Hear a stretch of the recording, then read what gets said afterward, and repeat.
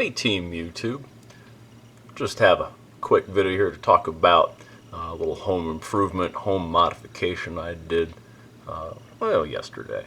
So this is the spigot on the rear of my house. This is a new, one of those frost-proof ones, blah blah blah, that's supposed to, if you just leave the water in it year round, the seals in it won't have a problem, supposedly.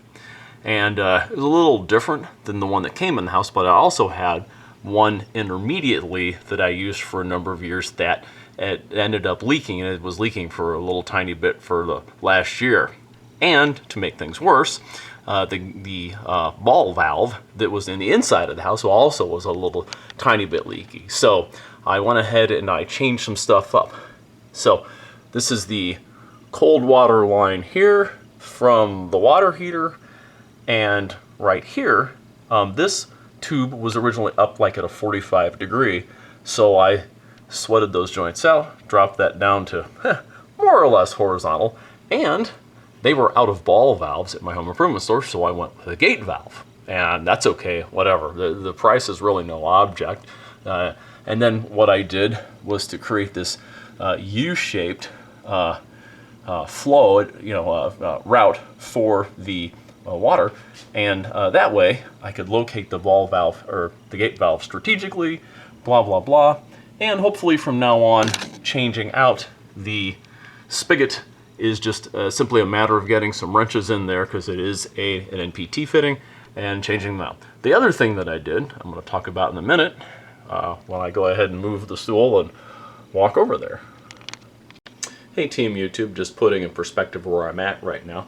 So that's the new spigot and the new gate valve and all of the sundry copper tubing that was installed. Here's the cold water line. There's the tap for the ice maker for the refrigerator. And right here, what I elected to do was to install a second ball valve. This happens every time I work on plumbing in the basement, is that letting the water drain after you turn it off, letting it drain out the outside taps, the outside spigots, still takes forever, and then you have to drain everything else out. What I decided to do was put another gate valve in, so that I could literally shut the water off upstream of that whole mess right there. And by the way, there is a tube that splits off that does go to the kitchen sink. This way, I shut off one valve. I open up the little P valve right there. I can drain the whole thing out it just easily and conveniently, and I never have to mess with it again. The other thing about gate valves that's kind of cool is they are repackable, I understand.